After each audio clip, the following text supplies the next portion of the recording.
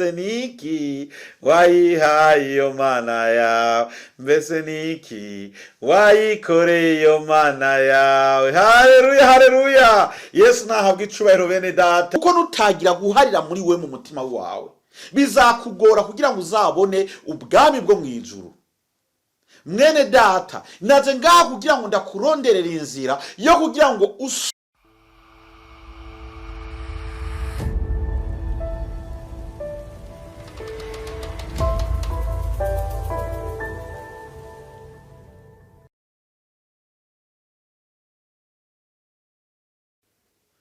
Shalom shalom bantu b'Imana mwese, ndabaramukize mu izina rya Yesu Kristo. Ndanezerewe cyane kongera kugaruka ku ijambo ry'Agakiza TV.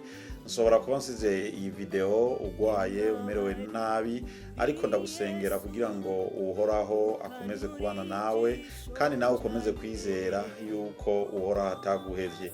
Rero uyu munsi mfise ico nze gusangirana namwe ijambo ry'Imana, Imana yampaye kugira ngo nsobore kurisangiza abakunzi bacu eka n'abadukurikirana ku ijambo ry'Agakiza TV. Imbere yuko ndaritangira, reka tubanze dusenge. Mana, ndagushimiye cyane, ndagukengurukiye kuko uruwera, ndagushimiye kuvyiza n'ibitangaza, ndagushimiye ukuntu waturinze, ndagushimiye ingene watuzigamye, ndagushimiye ingene wabanye natwe muri uwo mwaka uheze, ukatuzigama, ukaturinda wa mugwani satani, ukaturinda buri kintu cose, ukemera kandi nuko dushikana muri uyu mwaka turimo 2024 waraturinze kandi uratuzigama n'ubu kandi tuzi yuko kiri kumwe natwe. None data wo mwijuru, ico ndagusavye nuko ukomeza kubana natwe, ukomeza kutuzigama, ukomeza guturinda, ukadutwirisa amaraso yawe, ukarinda bariko baradukurikirana bose, uzabwize neza. Ndakwingize rero Mana, ukomeze kubana nanje aho ngiye guhagarara imbere y'ubwoko bwawe, ndabazaniye ijambo ryawe. Ni wewe mutabazi wacu kandi niwe dusaba, nta wundi yadusoboza atari wewe. Rero ndakwingize kugira ngo unsoboze, ubane nanje, je ngiye kugura akanwa kanje, ariko wowe ari wowe uvugana n'ubwoko bwawe, kandi iri jambo ngiye kwigisha rije kugira akamaro ku buri muntu wese ariko aradukurikirana ku ijambo ry'Agakiza TV. Rero ndakwinginze ugwanye wa mugwani satani, kuko wewe ntanezerwa yabonye umuntu ahagaze imbere yawe ariko aravuga ijambo ryawe. Ntagomba yuko ivyo byose byakogwa, ariko twizera yuko turi kumwe nawe kandi uza gukomezana turi kumwe nawe, kandi nza kunarimariza ndi kumwe nawe, uzabwize neza. Ibi byose nkanabigusabye nizeye kubwawe no kugusobozi, ni mu izina ryawe ryera, amen. Shalom shalom, ndongeye kubaramuca kandi mu izina rya Yesu Kristo. Rero nkuko nababariye, mfise ijambo ry'Imana, Imana yampaye kugira ngo dusobore kurisangira. Ariko imbere yuko nigisha iryo jambo ry'Imana, reka manze ntera aka chorus gatonyi imbere yuko tuza kugira kuribandanya. Ni chorus ivuga ngo mbese niki wahaye iyo mana yawe. Haleluya. Mbese niki wayihaye iyo mana yawe, mbese niki wayikoreye iyo mana yawe. Ntaco nayihaye Imana yanjye, n'ubuntu yangiriye iyo mana yanjye. Abakobwa benshi barapfuye urasigara, mbese niki wayikoreye iyo mana yawe. Ntaco nayihaye Imana yanjye, n'ubuntu yangiriye Imana yanjye. Abagore benshi baragiye urasigara, mbese niki wayikoreye iyo mana yawe. Ntaco nayikoreye Imana yanjye, n'ubuntu yangiriye Imana yanjye. Mbese niki wayihaye iyo mana yawe, mbese niki wayikoreye iyo mana yawe. Haleluya, haleluya. Yesu nahabwa icubahiro bene data, ngo mbese niki woba warakoreye iyo mana yawe. Ntaco, n'ubuntu bw'Imana gusa yagize yagukoreye kugira ngo ubeho, kugira ngo ube ukivuga bikemera, nta kindi wayikoreye. Haleluya, Bwana Yesu apewe sifa. Rero ntatwaye umwanya munini, ijambo ry'Imana tugiye kwiga uyu munsi ni ijambo rivuga ngo guharira abatugiriye nabi. Ndagomba nawe wiyumvira ati mbe ninde yoba yarakugiriye nabi ukamuharira. Guharira abatugiriye nabi. Niyo mpamvu nzanyira ijambo ry'Imana uyu mwaka dutangwe 2024 utubera umwaka wo guharira abatugiriye nabi. Bwana Yesu apewe sifa. Nifuza yuko buri muntu wese ankurikirana ku ijambo rya Kiza TV yuko uyu mwaka waba umwaka wo guharira uwakugiriye nabi. Bwana Yesu apewe sifa. Niyo mpamvu tugiye kwifatisha umurongo tubona mu gitabo ca Matayo igice ca 18 turaza guhera ku murongo wa 15. Ndasoma mu izina rya Yesu Kristo. Haravuga ngo mugenzawe niyakugirira nabi ugende umuhishuke mwiherereye. Ngo niyakumvira uzoba wigaruriye mugenzawe.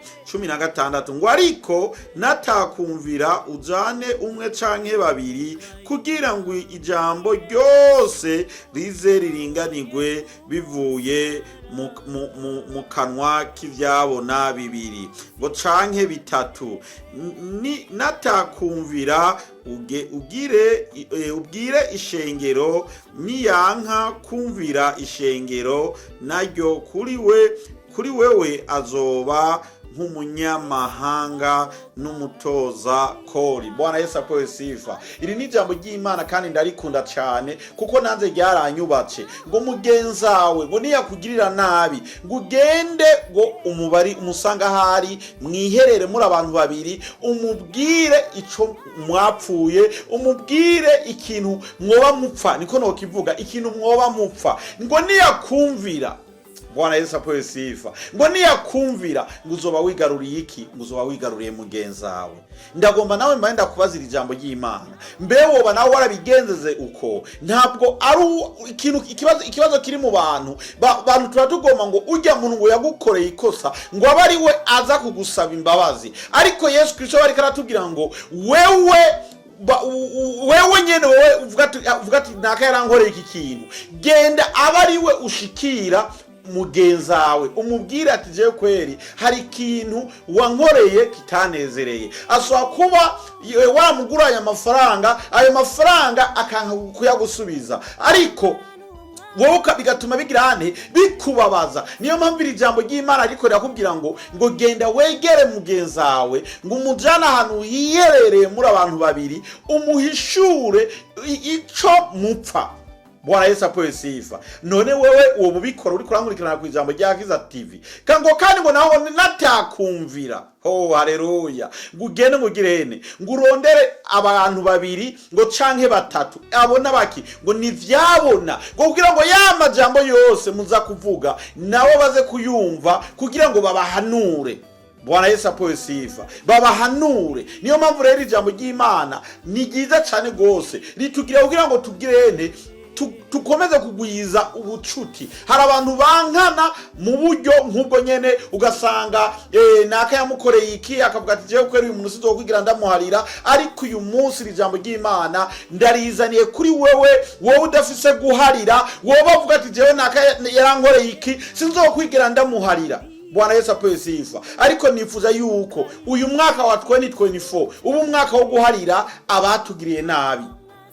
Bwana Yesu apewe sifa. Ngo kandi ngo niwazana abantu babiri canke batatu aribo ivyabona ngo nibakumvi mabe ntakumvire ngo ugende ngo ugirene ngo umushikirize ishengero bavugana bakibene data n'abakozi b'Imana. Niwa mushikiriza abakozi b'Imana nabo bakamuhanura bikanka ngo kuri wewe ngo azabaye umunyamahanga ngo canke umutoza kori. Bwana Yesu apewe sifa. Azaba baye umunyavyaha imbere yawe. Imana idufashe cyane gose. Rero ndiko ndaguhamagara kugira ngo uharire, wige guharira. Ni waharira mugenzawe umenye yuko uzoba akakumvira, uzoba wigaruriye inshuti yawe. Bwana Yesu apewe sifa. Yesu agomba yuko wigarurira inshuti. Ntabwo Yesu agomba yuko wanka inshuti yawe, ariko Yesu agomba yuko wigarurira inshuti nkuko nawe wamenye Imana. Bwana Yesu apewe sifa. Ndagomba wibaze ni kangahe Yesu yoba yaraduhariye kandi nubu akaba kidufitiye umutima w'urukundo. yaraduhariye kandi akomeza kugirane kudukunda, kandi dukomeza gukora ivyaha ariko agakomeza kugirane kudukunda. Bwana Yesu apoye sifa. Umurongo wa 18 uravuga ngo ndababwire ngo ukuri, ngo ivyo muzohambira mw'isi byose bizoba bihambiriwe ngo mw'ijuru, ngo kandi ngo ivyo muzohamburura mw'isi byose ngo bizoba ngo muzohamburura mw'isi byose bizoba bihamburuwe mw'ijuru. Iri ni jambo ryiza bene data, ngo ivyo tuzohambira muri iyi si ngo no mw'ijuru ngo bizoba bigizene, bizoba bihambiriwe. Ivyo tuzopfunika ngaha tugafunika tuvuga ati ibi turafunice, no mw'ijuru bizoba bifunice. N'ivyo tuzovuga ati turafunduruye, turabohoye, no mw'ijuru bizoba bigizene, bizoba bibohorowe. Bwana Yesu apoye sifa. Nyambara batukoreye nabi tukabaharira, umenye yuko no mw'ijuru nabo bazoca baharigwa. Imana idufashe cyane gose. Haleluya. Ngo no mw'ijuru bazocagirane, ngo bazoca baharigwa. Umurongo wa 19 aravuga ngo kandi ngo ndababwire ngo ukuri, ngo yuko aho babiri muri mwebwe bahuriza inama mw'isi gusaba ikintu cyose, data wo mw'ijuru ngo azogirane, ngo azakibakorera. Haleluya. Ngo ahantu babiri ngo bahuriye, ngo bagahuza umutima umwe, bagahuriza ku kintu kimwe bariko barasaba data wo mw'ijuru, ngo azagirane, ngo azakidukorera. Uyu munsi nitwaba duteraniye ahantu hamwe tugahuriza ikintu kimwe tugisaba data wacu wo mw'ijuru, azakiduha, kuko twese tuzoba tugisizemo no kwizera. Bwana Yesu apoye sifa. Umurongo wa 20 haravuga ngo kuko ngo aho babiri canke batatu bazoba bakoraniye mw'izina ryanje, nanje nzoba ndi hagati muri bo. Muravyumva bene data, ngo aho babiri ngo canke batatu ngo mw'izina ryiwe ngo azoba ngo ari hagati. Imana idufashe cyane gose. Uyu munsi nitwaba twese turi ahantu hamwe dukoranye tuko turahimbaza Imana yacu, turiko turayisaba ikintu, Imana izagirane ngo izabiri kumwe natwe. Yesu Kristo azoba ari hagati yacu, kuko tuzoba turiko turamusaba twizeye, nawe azakumva aba bana banje bariko baransaba bizeye kandi bariko bansaba niki. Imana idufashe cyane gose. Ubona yaba abantu bose tuza ahantu hamwe tugasengera ibihugu bitandukanye, ibihugu biri mu ntambara, wiyumvira ko iyo ntambara itohagarara. Iyo ntambara yohagarara. Niyo mpamvu iri jambo ritubwira ngo aho babiri canke batatu bari ngo Yesu Kristo nawe ngo azoba ari hagati yacu. Imana idufashe cyane gose bene data. Yesu Kristo aradukunda, niyo mpamvu agomba kugira ngo dukomeze guharira abatugiriye nabi. Uyu munsi wakugiriye nabi yo yarakwiciye umuntu, nugenda umubwire ati umuhishuke, umubwire ati ndaguhariye mw'izina rya Yesu Kristo, ndaguhariye, kandi ubikure ku mutima wawe wumva yuko umuhariye nyere kwa kweli. Umubwire ati ndaguhariye, nuraba ibyo yagukoreye. Hari ushobora gusanga yaragizene yaragukoreye icyaha kirenze, akaza gusambanya umugore wawe, ariko kubera wamaze kumenya Imana no kubwira yuko nawe uwo muharira, ukamwereka yuko wamaze kumenya Imana.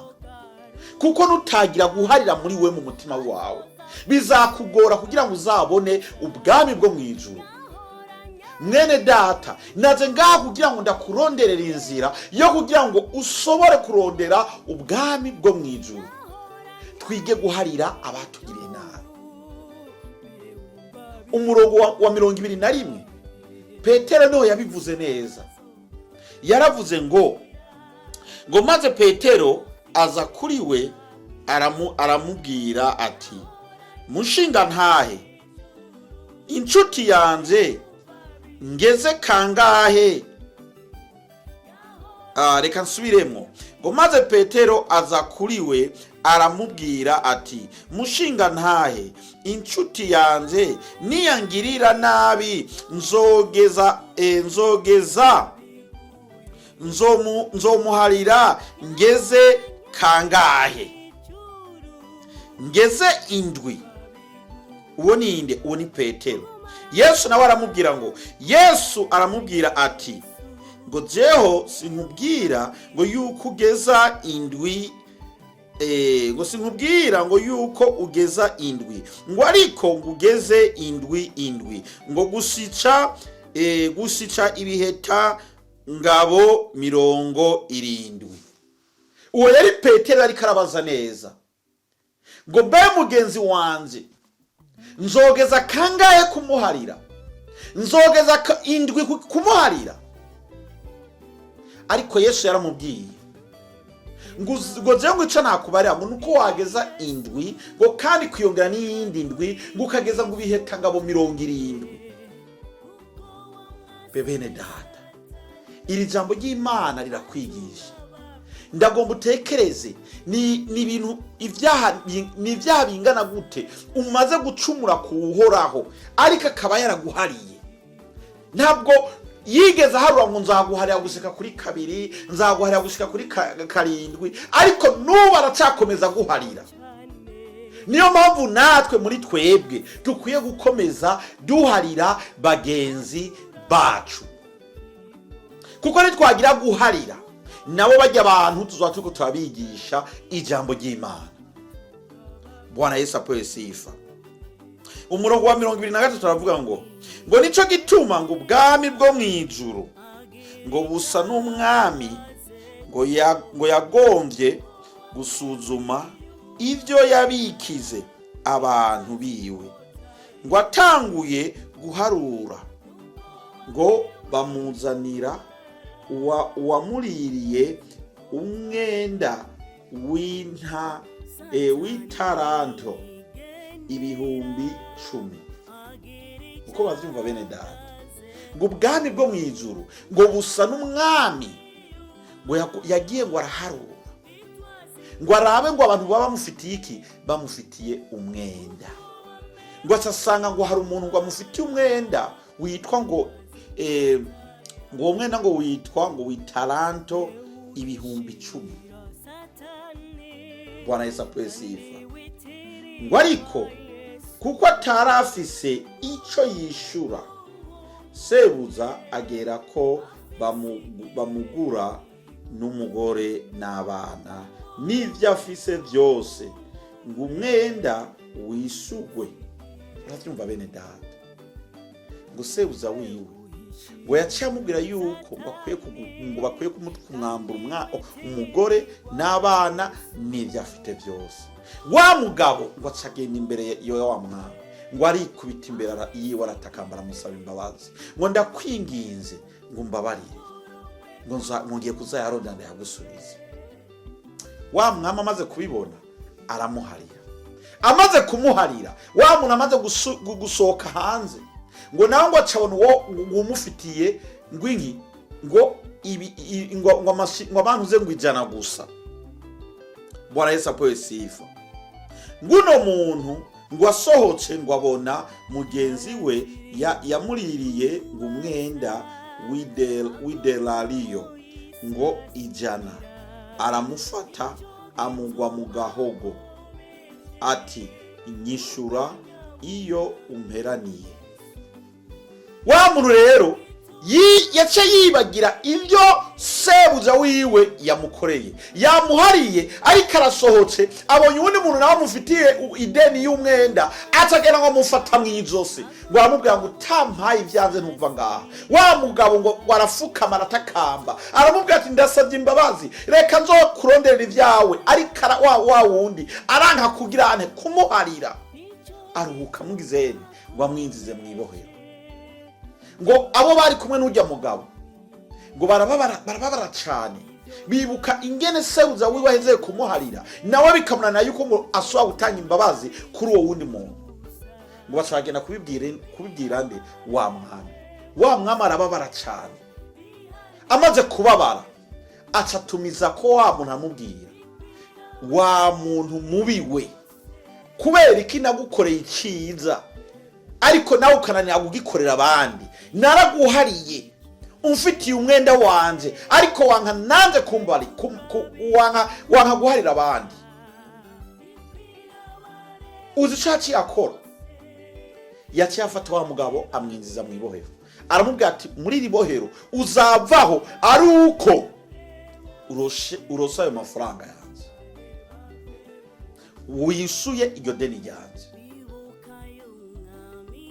Bwana Yesu apewe sifa. Haleluya. Ngaha ku murongo wa 35 haravuga ngo 35 haravuga ngo na data wo mwijuru niko azobagirira, ngo nimutaharira umuntu wese ngo aharire mugenzi we bivuye mu mutima. Muravyumva bene data, ngo na data wo mwijuru niko azabigenza, ngo nitutaharira abantu, ngo tukabaharira bivuye ku mutima, data wo mwijuru nawe azabizamunana kugira duharire. Ico no gusaba uri kurankurikirana, nyamba ubwonje guharira umuntu numuharire bivuye ku mutima, ntukagumize mu mutima wawe. Hari abantu benshi bagera kuvuga ngo naguhariye ariko kakaguma mu mutima. Nyamba ari umuntu yagucumuyeho, muharire bivuye ku mutima, kuko rutamuharira bivuye ku mutima bizagorana yuko data wo mwijuru nawe azaguharira. Ugiye muri Yohana igice ca 20 ku murongo wa 23 haravuga ngo muharire ababagiriye nabi, ngo kandi nimutabaharira ngo nanze sinzobaharira. Dukwiye rero guharira abatugiriye nabi kugira ngo na data wo mwijuru nawe abaharire. Ndagomba wige guharira mwene data. Hari abantu bese kwera ikintu cyo guharira kibagora. Iri ni jambo ryawe kugira ngo wige guharira. Wige guharira wagukoreye nabi. Nurabe ico yagukoreye, ariko ni wige kumuharira kugira ngo wugurure inzira yawe izakujana mu ijuru. Ndagusaba wige guharira umuntu wese yagukoreye nabi. Ndagomba ugende utekereze, wiyumvire, mbe ninde yoba narakoreye nabi, ninde yoba yarankoreye nabi, kugira ngo umuharire. Ugende umushikire amaso ku maso, umubwire ati ndaguhariye mu izina rya Yesu Kristo. Ivyo wankoreye byose ndazi byarambabaze, ariko muri uyu mwanya ndaguhariye, kandi wiyumve ko naguhariye. Muntu w'Imana, ivyo ni wabikora, Yesu Kristo wo mwijuru bizamunezera. Ijambo nari ndabazaniye ryari iki ryo kugira mwige guharira. Iri niryo jambo nari ngomvye kugira ngo dusangire. Abankurikira ku ijambo rya Kiza TV, nifuza yuko buri muntu wese yo kwiga guharira. Nyamba ufise mugenzi wawe yagukoreye nabi, ugende umusikire kugira ngo umuharire bivuye ku mutima. Nk'uko ijambo ritubwira ngo ugende mwihererane muri babiri, umuhishuke ico mupfa. Natakumvira ugende uhamagara ivyabona 2 canke 3. Nivyo byabona natavyumva, ugende umushikirize ishengero. Ugende uhamagara abakozi b'Imana baze ubabwire ico mupfa. Natabumvira azabaye umunyabyaha imbere yawe. Imana ibahezagire, kandi Imana ikomeze kubaba hafi no kubarinda. Iri ryari ijambo ry'Imana ndabahaye. God bless you. Bye bye.